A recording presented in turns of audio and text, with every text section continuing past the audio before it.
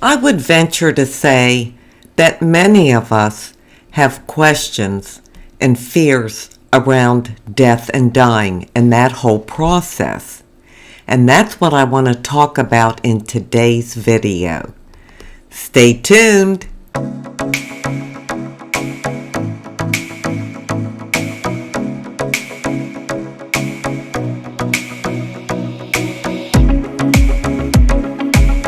Hi, and welcome to my channel. Thank you so much for being here today. As I stated, in today's video, I want to talk about the fears that surround the death and dying process.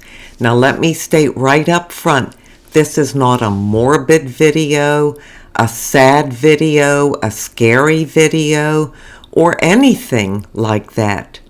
This video is meant to bring you peace and calm and assurance and to take away those fears.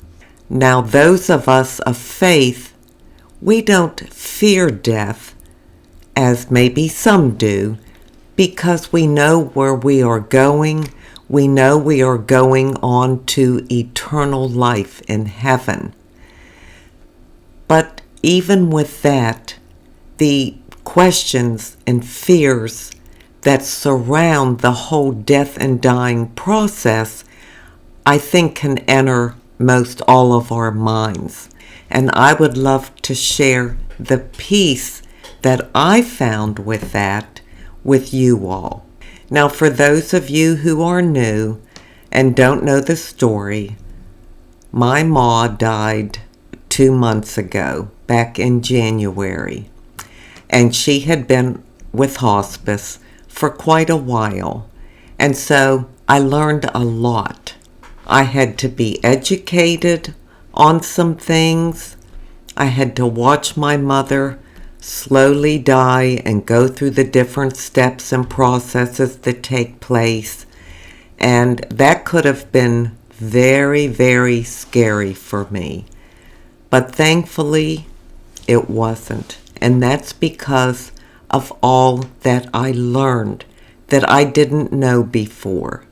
Now, the hospice company that I had and the hospice nurses, of course, they told me many different things, what to look for, what would happen, what might happen first, what might happen next, etc. But it's so much deeper than that. So I wanted a good solid foundation of facts. I went on the internet and I found a channel that gave me everything I needed. And I'm going to share some of that with you all and hope that it helps you in the ways that it helped me. That channel name is called Hospice Nurse Julie. She is an active hospice nurse, yet she is also a death and dying educator. And that's what she does on her videos here on YouTube, is educate people on the whole death and dying process, because so many people fear death and dying, maybe not just for themselves, but if you are going to have to watch someone you love go through that, it's very scary because you think they're in pain and they're suffering and you feel so helpless, you don't know what to do. And when it's all laid out and explained, it just creates a whole different atmosphere. So I'll share a few things that I learned from Hospice Nurse Julie. And then if you have any questions of your own, whether they be for yourself or for a loved one, a friend that is in the dying process, or someone that has already died, and you're questioning, well, why did this happen or that happen? Why did they make this face? Why did they make this noise? Etc. All those questions can be answered for you. So the very first and most important thing I learned which totally took away any fear of death and dying, whether it be of myself or someone else, is that we are built to die. Our bodies are made to die. God created us that way. Just like us women were created and are built to birth children. Our hips open up, this happens, that happens, all kind of things happen. Imagine your body and then the size of a baby, and that comes from your body. When you think of that whole process, it just is astounding, isn't it? But yet, our bodies are made to do it. Well, God also made our bodies to die and to go through the process. And knowing that was such a comforting thought to me. There were many times I thought my mother was in pain, or if she made a certain face or a certain noise, it would scare me. Little things like that. But the more I learned, the calmer I felt. And the more I realized this was all natural, just a natural process that we know how to go through. Instinctively, our bodies will guide us through step by step to our final breath. A couple things that I learned, and thankfully I learned them before they happened, were things that happen in people when they are in the final stages, in the dying stage, and there's that noise. I believe they call it the death rattle. Kind of sounds like a gurgle, and it's scary. If you had to hear it and weren't educated on it, it would scare you to death, because it sounds like the person is gagging and gasping for air and choking on their own fluids and all kind of things. It's none of those things.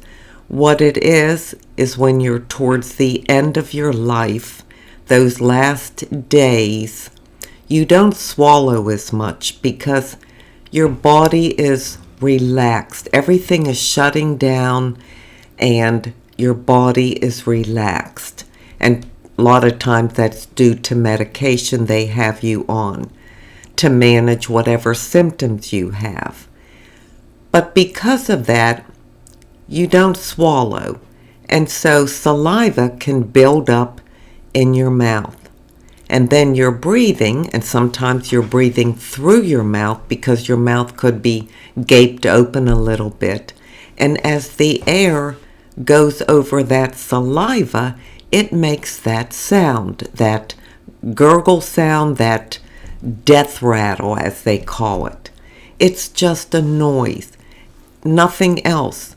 They're not drowning, they're not gagging, they're not choking. It's just the noise from the air and the fluid. So when that happened, I wasn't afraid of that at all because I knew what it was. Another thing is your breathing can change at the very, very end. Maybe it doesn't for everybody, but in many people it does. And so it was explained to me that someone could take a few short, quick breaths and then stop breathing for maybe 10 seconds or so.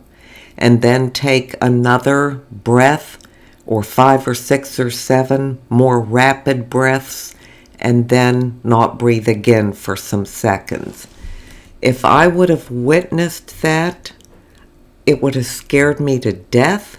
I would have thought that's the end, and it isn't the end. That could go on for days and days, and that is just because of all the changes that are happening in your body and the way each system is slowing down. I had a fear that my mother would starve to death. When she stopped eating and did not want anything to eat, no matter what you offered her, she did not want to eat. I feared she would die of starvation, and I didn't want that to happen. But again, through this education, I learned that they're not starving. I mean, if you're not hungry, you're not hungry. You're not in pain. You don't have hunger pains because you're not hungry. And that's because, again, your body is shutting down, slowing down, and each process is changing. So you're not going to digest food like you have all your life. You're not hungry because you're not active, you're not doing anything when you're in the end stages of life. And since your body can't digest food, you would be doing more harm than good than trying to force food into someone. So that's not a bad thing. In fact, you're doing them a favor. If they say they don't want to eat, then accept that. If they want to eat, of course, let them. So these are just a few examples, but things that I learned that took away so much anxiety for me. I understood what was going to happen and the general time frame that these things would happen and the way they would happen. Now, not every step happens to every person, but to be educated on it is a good thing, because then you can really be there for someone. They're not going to see fear in your eyes. You're not going to freak out because you don't know what's going on. You have a peace inside of you, and you know that this is a natural process to go through. I also learned that the actual dying process is not painful at all. There is no pain associated with the actual dying process. Now, let me also say, you could be in pain from your disease. If you're dying from cancer or congestive heart failure or something like that, some disease that does cause pain, but that pain can be managed through hospice. So, but the actual process of each organ, each system slowly shutting down is not associated with pain. There is no pain in that. The way I like to look at it is, say there's this big house and every light switch is turned on in every room. And slowly but surely, as you go through the house, room by room by room, you turn off the switch, and that part of the house is now dark. It's not light anymore. And eventually, all the lights get turned off. That's just kind of a peaceful way of looking at it. So all I can say is, for myself, having this education by talking to hospice and by watching Hospice Nurse Julie took away so much fear and so much anxiety and was more helpful to me than I can ever tell you. I loved spending those final days with my ma, not knowing, was today the day she was going to die or tomorrow? Didn't know that. But I could enjoy being with her no matter what was going on, no matter what facial expression she had, no matter how she looked or anything, because I knew her body was going through that process. And it allowed me to be totally there for her in the moment at all times. And by her seeing me calm, it kept her calm. Now, I also need to say I am talking about somebody who is either considered terminally ill or in the death and dying process and on hospice. None of this would apply if you were in a hospital or in an ICU unit, because hospitals are there to keep you alive, on ventilators and machines and feeding tubes and all that. But if you're at the end of your life and you're on hospice, then it's a whole different ball game. The last thing I want to share with you all, if you have lost someone, which I'm sure we all have, parents, husbands, children, friends, whatever, please never ever feel guilty if you weren't there when they died, when they took their last breath. This is something else that was preached to me by hospice and what I learned through this education. What I learned was people decide when and how they're going to die. I know that sounds strange, but when you are in those final stages, I guess you're the one that decides how it's going to be.